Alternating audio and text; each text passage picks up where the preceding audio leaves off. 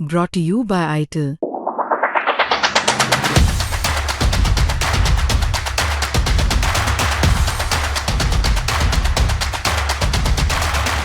नमस्कार दोस्तों, क्राइम तक में आप सबका स्वागत है। मैं हूं सुप्रतिम बैनर्जी।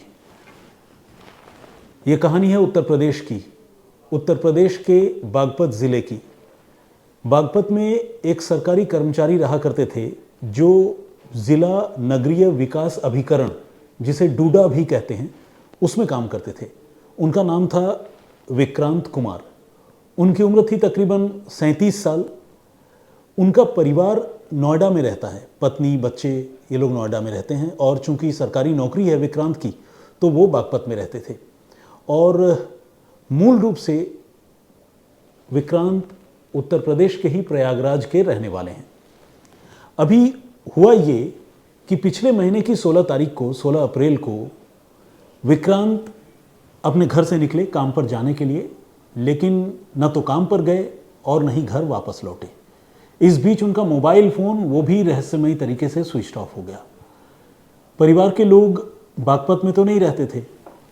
नोएडा से उन लोगों ने विक्रांत को कांटेक्ट करने की कोशिश की, लेकिन विक्रांत से बात नहीं हो पा रही थी। ऑफिस के कुछ लोगों से बातचीत हुई, ऑफिस वालों ने बताया कि विक्रांत तो ऑफिस भी नहीं आए। तो जो उनकी पत्नी है, जो उनकी मिसेज़ हैं, वो लाजमी तौर पर बहुत परेशान हुई। उन्होंने नोएडा से ही जितना हो सकता है बागपत में लोगों से पूछताछ की, उनको ढूंढने की कोशिश की, फिर बागपत भी पहुंची और अपने पति को ढूंढने में पूरी ताकत लगा दी। जितने नाते रिश्तेदार, जानकार, दोस्त यार हैं, सबको कांटेक्ट किया, लेकिन विक्रांत कुमार के बारे में कोई जानकारी नहीं मिली। 16, 17, 18, 19 कई दिनों का वक्त गुजर गया। वो ढूंढती रही, लेकिन विक्रांत का पता नहीं चल रहा था।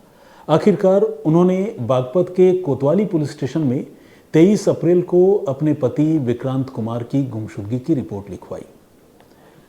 देखा जाए तो एक बालिग आदमी अपनी मर्जी से कहीं भी जा सकता है, तो गुमशुदगी की रिपोर्ट जो है वो पुलिस ने दर्ज तो कर ली, और पुलिस अपने पेस में, अपनी रफ्तार में इस मामले की तफ्तीश कर रही थी। लेकिन गुमशुदगी की जो शिकायत या अपने पति के गायब होने के बारे में जो कंप्लेंट विक्रांत कुमार की पत्नी ने दी थी, उस कंप्लेंट में एक ख़ास बात थी।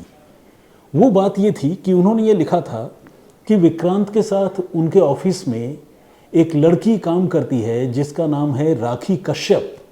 ये राखी कश्यप मेरे पति के पीछे पड़ी हुई थी, और मुझे डर है कि मेरे पति को गायब करने में राखी का हाथ हो सकता है। अब मामला सामान्य गुमशुदगी का नहीं था। इस कहानी में कुछ न कुछ ऐसा ज़रूर था जिसका कोई ना कोई सिरा, कोई ना कोई कनेक्शन राखी नाम की उस लड़की से जुड़ता था। तो अब पुलिस ने इस मामले को और गहराई से जांचने परखने का फैसला किया, और राखी के बारे में पुलिस जानकारी जुटाने लगी। राखी के बारे में जब पुलिस ने जानकारी जुटाई तो पता चला कि वो बागपत की ही रहने वाली है। बागपत में एक गाँव है राजपुर खामपुर, इस गाँव की वो रहने वाली है, और राखी की 2 शादियाँ हो चुकी हैं। बदकिस्मती से उसकी दोनों शादियां जो है वो नाकाम रही, और वो अलग हो गई, अपने पतियों से तलाक उसको लेना पड़ा। लेकिन इन दिनों राखी सोशल मीडिया पर और ख़ासकर इंस्टाग्राम पर काफ़ी एक्टिव थी, और उसके फॉलोअर्स की तादाद भी हज़ारों में थी। राखी काफ़ी खूबसूरत लड़की थी और अपने आप को बहुत अच्छी तरीके से कैरी करती थी, लेकिन उसके पूरी पर्सनैलिटी में जो सबसे अट्रैक्शन वाली बात थी वो थी उसकी कमर पर हमेशा एक पिस्टल का लगा होना। जी हाँ, राखी के पास एक लाइसेंसी पिस्टल थी जो वो बहुत शान से उसे लेकर घूमती थी और उसे फ्लॉन्ट किया करती थी। अब कोई लड़की जो सोशल मीडिया पर दे दनादन रील्स डाल रही हो और हर रील में तकरीबन उसकी कमर में एक पिस्टल चमक रही हो, तो उस लड़की की इमेज कैसी बनती होगी आप समझिए। उस लड़की की इमेज एक बहुत ही मजबूत और दबंग लड़की की सोशल मीडिया में फैली हुई थी, बनी हुई थी। अब इस राखी का विक्रांत कुमार के साथ मिलना जुलना था, जैसा कि उसकी पत्नी ने बताया, और ये भी कहा था कि राखी ही मेरे पति की गुमशुदगी के पीछे हो सकती है। तो पुलिस जो है वो अब राखी को ढूंढने लगी। राखी के बारे में मैंने जो आपको जानकारी दी, बताया, वो सारी जानकारी पुलिस को भी मिली, और पुलिस ने राखी को पूछताछ के लिए बुलाया। राखी आई, पूरे कॉन्फिडेंस के साथ आई और विक्रांत के बारे में तमाम सवाल जवाब पुलिस ने राखी से पूछे और राखी ने सारे सवालों का बहुत ही सधे हुए अंदाज में जवाब दिया और उसने ये क्लियर कर दिया कि विक्रांत कुमार से उसकी दोस्ती ज़रूर है, दोनों साथ में काम भी करते हैं, मिलना जुलना भी है, लेकिन विक्रांत की गुमशुदगी से उसका कोई लेना देना नहीं है। ऑफिस में बहुत सारे लोग काम करते हैं, बहुत सारे लोगों से ऑफिस के बाहर भी उसकी जान पहचान और मुलाकात है। अगर कोई गायब हो जाएगा तो किसी भी आदमी की गुमशुदगी से उसका क्या लेना देना हो सकता है। तो राखी ने कुल मिलाकर अपने आप को इनोसेंट बताया और कहा कि उसे कुछ नहीं मालूम, और पुलिस ने उसकी बातें सुनी और पुलिस उसकी बातों से कन्विंस्ड हो गई और फिर पुलिस ने उसको जाने दिया। इसके बाद कई दिनों का वक्त गुजर गया और इस बीच सहारनपुर पुलिस को एक जानकारी मिली, एक बात पता चली। अब तक पूरी कहानी बागपत की थी, अब सहारनपुर पुलिस को एक जानकारी मिली। पुलिस को यह पता चला कि बड़गांव थाना इलाके में एक नहर बहती है, उस नहर में एक शख्स की लाश मिली है। ये जानकारी सहारनपुर पुलिस को 16 अप्रैल, जिस दिन विक्रांत कुमार गायब हुआ था, उसके ठीक एक दिन बाद मिली थी। यानी एक दिन बाद एक डेड बॉडी सहारनपुर पुलिस को बड़गांव पुलिस स्टेशन की हद में एक नहर में बरामद हुई थी। जब ये लाश मिली, सहारनपुर पुलिस ने उस लाश को रिकवर तो किया और उसकी पहचान की कोशिशें भी तेज़ कर दी, लेकिन ये शख्स कौन है, मरने वाला आदमी कौन है, ये पुलिस को पता नहीं चल पा रहा था। पुलिस ने जब बारीकी से उस लाश का मुआयना किया तो पुलिस ने यह देखा कि उस लाश को कम से कम 3 गोलियां मारी गई हैं। सीने पे 2 गोली है, जांग में गोली है, इसके अलावा शरीर पर और सिर पर खासकर किसी भारी ऑब्जेक्ट से, हेवी ऑब्जेक्ट से हमला भी किया गया है, जिससे ऐसा लगता है कि उस आदमी को काफ़ी टॉर्चर करके गोली से और दूसरे तौर तरीकों से उसकी हत्या की गई है। ये 17 अप्रैल की बात है, लेकिन सहारनपुर पुलिस ने जब ये डेड बॉडी रिकवर की, उस आदमी की पहचान पता नहीं हो पाई। इसके बाद कई दिनों का वक्त गुजर गया और आखिरकार उस आदमी की पहचान पुलिस पता करने में कामयाब हो गई। ये आदमी कोई और नहीं बल्कि वही विक्रांत कुमार था जिस विक्रांत कुमार की गुमशुदगी की रिपोर्ट उनकी पत्नी ने लिखवाई थी और जो विक्रांत कुमार जिला नगरीय विकास अभिकरण यानी डूडा नाम के ऑर्गेनाइजेशन में सरकारी महकमे में काम करते थे।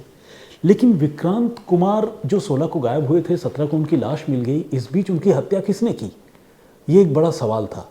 अब पुलिस फिर से राखी के बारे में जानकारी जुटाने लगी, क्योंकि राखी पर घर वालों ने शक जताया था और राखी को एक बार पूछताछ के बाद पुलिस ने छोड़ भी दिया था। अब जब मर्डर हो गया, लाश ही मिल गई, तो पुलिस को लगा कि नहीं, अब तो राखी से पूछताछ होनी चाहिए फिर से। अब पुलिस ने फिर से राखी को ढूंढना शुरू कर दिया, मगर हैरानी भरे तरीके से राखी भी अब गायब हो चुकी थी। पुलिस का दिमाग ठनका और पुलिस सोचने लग गई कि ये मामला क्या है। मतलब एक बंदा जिसकी तलाश कर रहे थे, उसकी हत्या हो गई, जिस पर शक था वो गायब हो गई।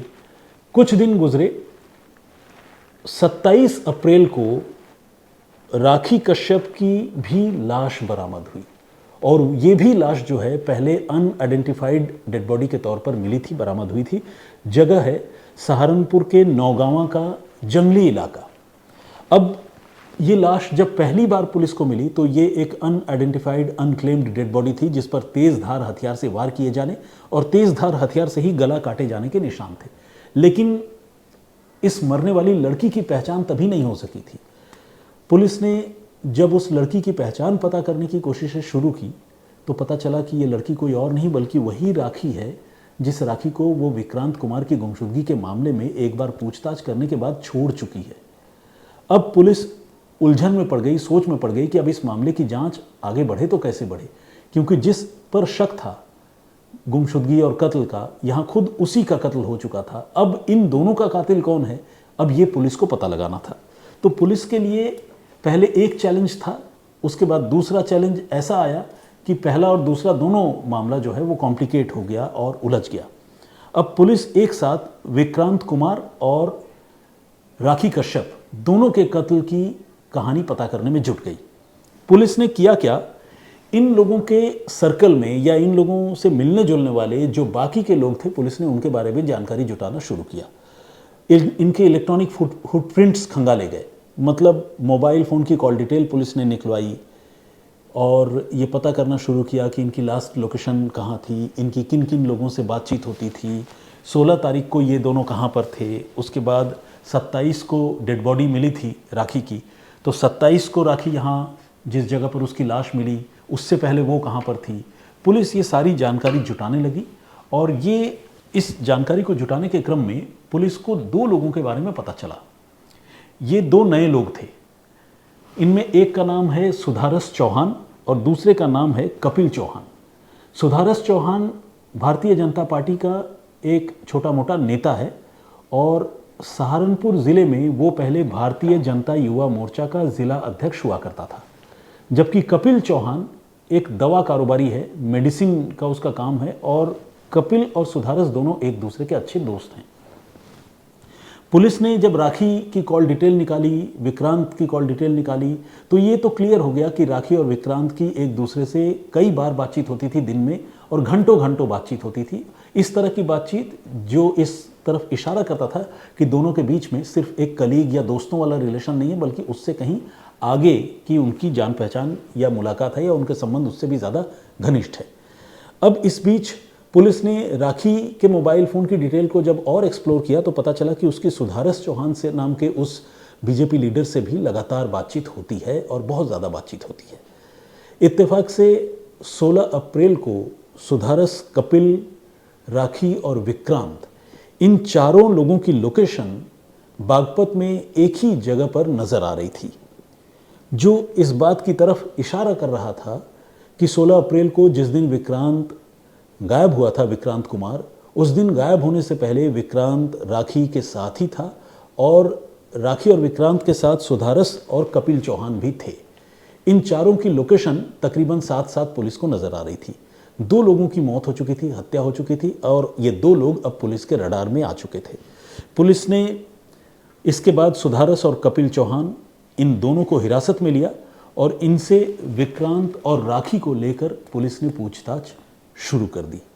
इसके बाद धीरे धीरे इन दोनों कत्ल की कहानी खुलती चली गई और वो कहानी ऐसी थी जिसे सुनकर पुलिस वालों का भी दिमाग घूम गया। हुआ ये कि विक्रांत चौहान और राखी के बीच में घनिष्ठता तो थी ही।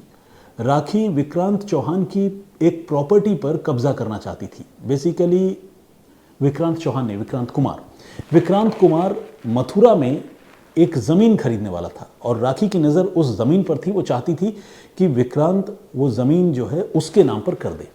असल में विक्रांत और राखी के बीच में रिलेशन थे, तो राखी अक्सर विक्रांत को ब्लैकमेल किया करती थी कि अगर तुमने वो ज़मीन मुझे नहीं दी तो मैं फिर हमारे रिलेशन की पोल पट्टी लोगों के सामने रख दूंगी और जो भी प्राइवेट फ़ोटोग्राफ हमारे हैं वो हम दुनिया के सामने उजागर कर देंगे। विक्रांत इस चीज़ से बहुत ही भयाक्रांत रहता था, डरा हुआ रहता था। तो विक्रांत के साथ राखी ने इसी ज़मीन को हथियाने के लिए 16 तारीख को एक पार्टी रखी थी, 16 अप्रैल को, और उसी पार्टी में विक्रांत तो खैर आया ही था, सुधारस और कपिल को भी बुलाया था। ये बागपत के एक मकान में ये पार्टी हो रही थी, 4 ही लोग इस पार्टी में थे। लेकिन इस पार्टी में खुशी का जो माहौल था वो अचानक जो है वो तनाव और तकलीफ़ में तब्दील हो गया। हुआ ये कि उसी मथुरा वाली प्रॉपर्टी को लेकर विक्रांत कुमार के साथ राखी की पहले कहासुनी शुरू हुई और राखी ने गुस्से में आकर अपने उसी लाइसेंसी पिस्टल से, जिसे वो कमर में लगाकर अक्सर रील बनाया करती थी, उसने विक्रांत को गोली मार दी। विक्रांत को गोली जांघ में लगी और काफ़ी तेज़ी से खून बहने लगा। आमतौर पर जांघ एक ऐसी जगह है जिसे देखा जाए तो ये कोई वाइटल ऑर्गन तो नहीं है, जैसे इंटरनल ऑर्गन जैसे होते हैं या सिर का कोई हिस्सा होता है, उस तरह का कोई वाइटल ऑर्गन तो नहीं है, लेकिन इसी जांघ से होकर कई सारे खून की नसें जो है वो गुजरती हैं। और कई बार ऐसा देखा गया है कि जांघ पर किया गया बुलेट अटैक या स्टैब इंजरी इंसान की मौत की वजह बनता है, क्योंकि ब्लड लॉस काफ़ी तेज़ी से होता है। तो विक्रांत के जांघ में गोली लग गई। अब जब जांघ में गोली लग गई तो फिर सुधारस और कपिल ये दोनों हक्के बक्के रह गए, क्योंकि गोली तो गुस्से में अचानक जो है राखी ने चला दी। इन दोनों ने अब राखी से कहा कि अब क्या करें। तो राखी ने फिर इनको कहा, खासकर सुधारस को ये कहा कि देखो ऐसा है, तुम्हें पता है कि तुम्हारी कुछ तस्वीरें मेरे पास भी हैं और वो तस्वीरें तुम अक्सर मुझसे मांगते हो, वो प्राइवेट फ़ोटोग्राफ है, हमारी रिलेशनशिप है, ये भी तुम सच जानते हो। मैं तुम्हें चाहती हूँ और मैं तुम्हारे साथ ही आने वाली ज़िंदगी गुजारना चाहती हूँ। बस तुम एक काम करो कि इस बार विक्रांत को ठिकाने लगाने में, और उसे गोली तो लग चुकी है, उसकी हत्या करने में तुम मेरी मदद करो। असल में राखी जो है वो सिर्फ विक्रांत कुमार को ही ब्लैकमेल नहीं करती थी, सिर्फ उसके साथ ही उसके संबंध नहीं थे, राखी के संबंध सुधारस के साथ भी थे। और सुधारस के भी कुछ प्राइवेट पर्सनल फोटोग्राफ्स जो है वो राखी के पास थे, और राखी इन तस्वीरों से सुधारस को ब्लैकमेल करती थी और सुधारस से पहले 25 लाख रुपए वसूल भी चुकी थी। अब विक्रांत कुमार को गोली लगने के बाद जब सुधारस सोच में पड़ गया कि अब इसका करना क्या है, तो राखी ने उसे कहा कि विक्रांत की हत्या करने में और इसकी लाश को ठिकाने लगाने में तुम मेरी मदद करो, बदले में मैं तुम्हें ब्लैकमेल करना बंद कर दूंगी और अब हम लोग साथ ही रहेंगे, क्योंकि विक्रांत का कांटा भी हमारे रास्ते से हट जाएगा। सुधारस को ये बात समझ में आई और उसे कन्विंसिंग भी लगी। उसे लगा कि ठीक है, राखी ब्लैकमेल नहीं करेगी, इसके साथ मेरा रिलेशन तो है ही, अब हम साथ में ही रहेंगे और मेरी जो फोटोग्राफ है, प्राइवेट फोटोग्राफ, वो भी राखी डिलीट कर देगी। तो इस उम्मीद से सुधारस ने अपने दोस्त कपिल के साथ मिलकर विक्रांत को पहले एक चादर में लपेटा, वो दर्द से छटपटा रहा था, उसके हाथ पांव बांध दिए और उसके बाद उसको ये तीनों लोग उठाकर, सुधारस, कपिल और राखी, ये तीनों लोग उठाकर एक कार में दूर ले गए उस नहर के पास, जिस नहर के पास बॉडी मिली थी। मैंने आप लोगों को वो जगह बताया था, बड़गांव थाना इलाके में एक नहर है, वहाँ पर लेकर गए और वहाँ ले जाकर उसे ज़ख्मी हालत में पहले ज़मीन पर पटका, उसके बाद उसके सिर पर किसी भारी चीज़ से हमले किए और फिर डेथ हो जाए इसे इंश्योर करने के लिए उसे 2 गोलियां और मारी और उसके बाद उसकी लाश को उसी हाथ पांव बंधी हालत में उस नहर में फेंक दिया, डिस्पोज ऑफ कर दिया। इसके बाद ये तीनों लोग वहाँ से वापस चले आए और तब तक जो है लाश पुलिस को भी नहीं मिली थी। एक दिन बाद पुलिस को लाश मिली और जब लाश मिली तो पुलिस ने छानबीन शुरू की। उधर जब छानबीन शुरू की तो पुलिस को राखी के बारे में पता चला। जैसा कि मैंने आप लोगों को पहले ही बताया, पुलिस ने राखी को पूछताछ के लिए बुलाया था और इसके बाद राखी को पहली पूछताछ के बाद पुलिस ने छोड़ दिया था, जाने दिया था, क्योंकि राखी ने ये बताया था कि विक्रांत से उसकी दोस्ती तो है लेकिन विक्रांत की गुमशुदगी के बारे में वो कुछ नहीं जानती है और पुलिस इस बात से पहली बार कन्विंस्ड होकर पुलिस ने उसे छोड़ा था। अब ये जो सुधारस और कपिल है, इनकी दुखदुखी बढ़ी हुई थी। ये इस बात को लेकर परेशान थे कि राखी को पुलिस बुलाकर पूछताछ कर रही है, इसका मतलब पुलिस को विक्रांत और राखी का कनेक्शन पता चल गया है। अब कहीं ऐसा ना हो कि कल को राखी जो है पुलिस के डर से विक्रांत के कत्ल की पूरी कहानी सच सच बता दे, और अगर उसने बता दिया तो हम दोनों तो बेमौत मारे जाएंगे, हम भी फंस जाएंगे। ये बात सुधारस और कपिल के दिमाग में घर कर गई। सुधारस और कपिल ने अब नई प्लानिंग बनाने की शुरुआत की और वो प्लानिंग ये थी कि वो राखी को भी ठिकाने लगा देंगे। ये बेसिकली एक कातिल के कत्ल की कहानी थी, जिसे आप डबल क्रॉस भी कह सकते हैं। डबल क्रॉस इसलिए क्योंकि सुधारस और कपिल अब राखी को डबल क्रॉस करने जा रहे थे। इसी प्लानिंग के तहत उन्होंने राखी को एक फार्म हाउस में पार्टी के बहाने फिर से बुलाया। इस बार राखी फार्म हाउस में आई और उस फार्म हाउस में, सहारनपुर के फार्म हाउस में पार्टी हुई। शराब के नशे में सुधारस और कपिल ने प्लानिंग के तहत राखी को ओवरपावर किया और उसके बाद उन्होंने तेज़ धार हथियार का इंतज़ाम कर रखा था, चाकू का, हथौड़े का। इन सारी चीज़ों का इस्तेमाल करके उन्होंने पहले राखी का गला रेत दिया, उसके बाद उसे ताबड़तोड़ चाकू मारे और फिर हथौड़े से भी उसके सिर पर घातक वार किए और इस तरह से उसकी हत्या कर दी। ये हत्या हुई नौगांव सहारनपुर के एक फार्म हाउस में, जिसके पास में ही जंगल, घने जंगल का इलाका है। हत्या करने के बाद इन दोनों ने राखी की लाश को जंगल में ले जाकर फेंक दिया और इन दोनों को पूरा यकीन था कि इस घने जंगल से लाश बरामद होने से तो रही, न तो कभी राखी की लाश मिलेगी और न ही कभी विक्रांत के कत्ल के बारे में या राखी के कत्ल के बारे में किसी को पता चलेगा। वो निश्चिंत हो गए और वो वापस आकर अपनी लाइफ उन्होंने रिज्यूम कर ली, अपनी रोज़मर्रा की ज़िंदगी में वो शामिल हो गए।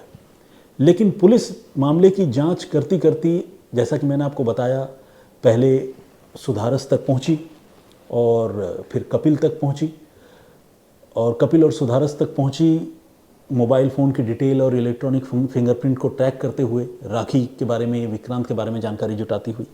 उसके बाद सुधारस से और कपिल से जब पूछताछ हुई तो पहले सुधारस ने विक्रांत के कत्ल की असली कहानी पुलिस को बताई और फिर ये बताया कि किस तरह से वो डर गए थे और पकड़े जाने से बचने के लिए उन्होंने फिर राखी के कत्ल की प्लानिंग की और इस तरह से उन्होंने राखी की हत्या कर दी।